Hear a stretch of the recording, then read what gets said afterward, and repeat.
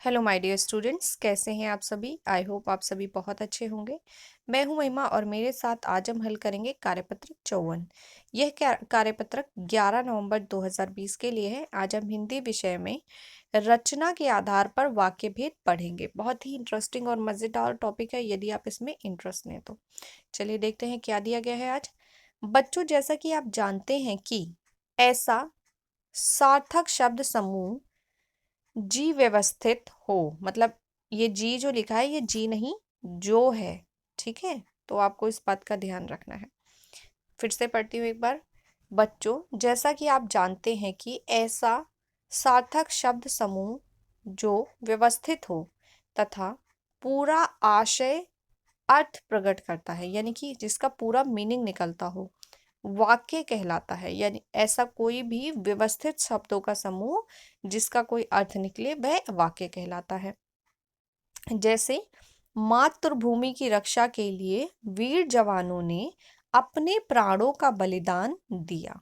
ठीक है, यह शब्द समूह सार्थक है। सार्थक क्यों है? क्योंकि इसका अर्थ निकलता है, व्याकरण के नियमों के अनुसार व्यवस्थित है तथा पूरा आशय प्रकट करता है, यानी कि इसका कंप्लीट मीनिंग निकलता है।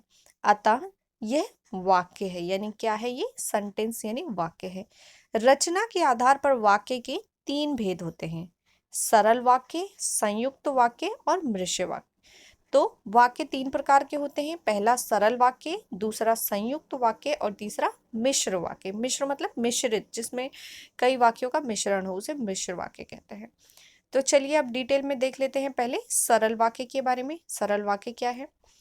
जिन वाक्यों में एक मुख्य क्रिया हो उन्हें सरल वाक्य या साधारण वाक्य कहते हैं। जैसे जैसे आज सुहानी धूप खिली हुई है। आज सुहानी धूप खिली हुई है। बच्चे बारिश में नहा रहे हैं। बच्चा हंसा। तो ये क्या है? ये सरल वाक्य है। यहाँ ध्यान रखें कि क्रियापदों की संख्या एक, दो या अनेक हो सकती है। जैसे पहले और दूसरे वाक्य में तीन क्रियापद हैं तथा अंतिम वाक्य में सिर्फ एक, किंतु इन सभी में मुख्य क्रिया एक ही है। जैसे पहले वाक्य में खिलना, दूसरे वाक्य में नहाना तथा अंतिम वाक्य में हंसना मुख्य क्रिया है। तो इस तरीके से ये क्या है? खिली हुई है, नहा रहे हैं और हंसा। ये जो वाक्य है, ये जो शब्द है, ये क्या है? ये इसकी मुख्य क्रिया है। ठीक है, खिलना, नहाना और हंसना इनकी मुख्य क्रिया है। क्रिया मीन्स कार्य जो कर्ता द्वारा किया जा रहा हो। अब हम बात करते हैं संयुक्त वाक्य की। संयुक्त वाक्य क्या है? जहां दो या दो से अधिक उपवाक्य किसी समुच्चय बोधक योजक अव्यय अव्यय मतलब होता है जो खर्च ना हो। जैसे और, तथा, एवं, इसलिए, परंतु, किंतु या अथवा, नहीं तो, अन्यथा, वरना शब्द से जुड़े होते हैं। ये संयुक्त वाक्य कहलाते हैं। यानी कि एक वाक्य मैंने यहाँ लिखा और एक वहां लिखा और बीच में मैंने ये संयुक्त वाक्य के ये जोड़ने वाले जो शब्द अभी हमने पढ़े, इनमें से कोई एक शब्द लिख के इन दोनों वाक्य को आपस में जोड़ दिया। ठीक है, तो जब मैंने इन दोनों वाक्य को जोड़ के एक वाक्य बना दिया तो ऐसे वाक्य को संयुक्त वाक्य कहा जाता है। यानी दो या दो से अधिक वाक्य को एक नया शब्द लगा के उसे जोड़ दिया जाए और एक वाक्य बना दिया जाए, उसे संयुक्त वाक्य कहते हैं। और संयुक्त वाक्य को जोड़ने वाले मतलब दो वाक्य को जोड़ने वाले जो शब्द होते हैं वो कौन कौन से होते हैं? और, तथा, एवं, इसलिए, परंतु, किंतु, या, अथवा, नहीं तो, अन्यथा, वरना। ठीक है, अब उदाहरण देख लेते हैं हम संयुक्त वाक्य के। हम रेलवे स्टेशन पर पहुंचे किंतु टिकट नहीं मिली।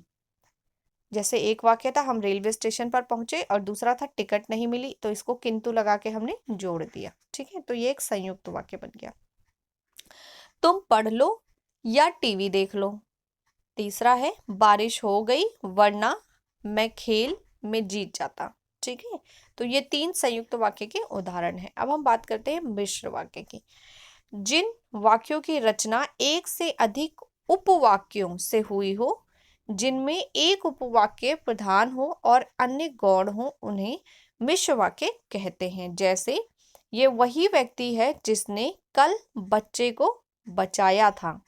दूसरा है, जो परिश्रम करते हैं वे अवश्य सफल होते हैं। तीसरा, उपरोक्त वाक्यों में यह वही व्यक्ति है तथा वे अवश्य सफल होते हैं प्रधान उपवाक्य है, क्योंकि मुख्य क्रिया इन्हीं में है, शेष गौण उपवाक्य है।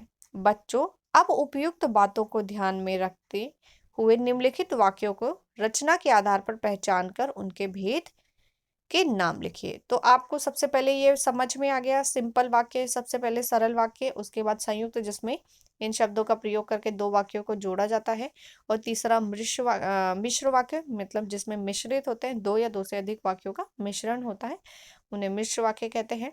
और अब हमें कुछ क्वेश्चंस दिए गए हैं, हमें आपको बताना है, पहले इन वाक्यों को पढ़ना है और इनको पढ़ने के बाद हमें बताना है कि ये किस प्रकार के वाक्य हैं। जैसे देख लेते हैं, पहला वाक्य है, वह खेलते खेलते सो गया। दूसरा है, जो व्यक्ति स्वावलंबी होते हैं ईश्वर भी उनकी मदद करता है। तीसरा है, बस स्टॉप पर पहुंचने से पहले बस जा चुकी थी। चौथा है, सूर्यास्त हुआ और सभी पक्षी अपने अपने स्थान लौट गए। पांचवा, गांधी जी महान थे क्योंकि वे सदा सत्य बोलते थे। वह फल खरीदने बाजार गया। तुम अब सो जाओ क्योंकि रात हो चुकी है। तुम चुप हो जाओ वरना हम तुम्हें बाहर निकाल देंगे। वह गाते हुए विद्यालय जाता है। और अंतिम वाक्य है, यदि आप उनसे मिलना चाहते हैं तो आपको प्रतीक्षा करनी पड़ेगी।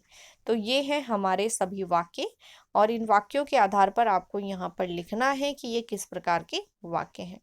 इनके उत्तर करने से पहले देख लेते हैं, कोविड के संदर्भ में उचित व्यवहार संबंधी सीएबी संदेश। 2 गज अथवा 6 फीट की शारीरिक दूरी का पालन करें, यानी आपको 2 गज और 6 फीट की शारीरिक दूरी का पालन करना है और अपनी और अपने परिवार की सुरक्षा करनी है। चलिए शुरू करते हैं इन सभी प्रश्नों के उत्तर। तो चलिए देख लेते हैं इन सभी प्रश्नों के उत्तर। अब उपयुक्त बातों का ध्यान में रखते हुए निम्नलिखित वाक्यों का रचना के आधार पर पहचान कर उनके भेदों के नाम लिखिए। आपको क्या करना है, वाक्यों को पढ़ना है और पहचानना है कि इनके भेद क्या है, अर्थात ये किस प्रकार के वाक्य हैं, और बताना है। चलिए देख लेते हैं, पहला वाक्य है, वह खेलते खेलते सो गया। तो देखकर ही पता चल गया आपको ये सरल वाक्य है। दूसरा है, जो व्यक्ति स्वावलंबी होते हैं ईश्वर भी उनकी मदद करता है। तो आप इसको देखकर समझ गए होंगे ये मिश्र वाक्य है। अगला देख लेते हैं, बस स्टॉप पर पहुंचने से पहले बस जा चुकी थी। ये भी मिश्र वाक्य है।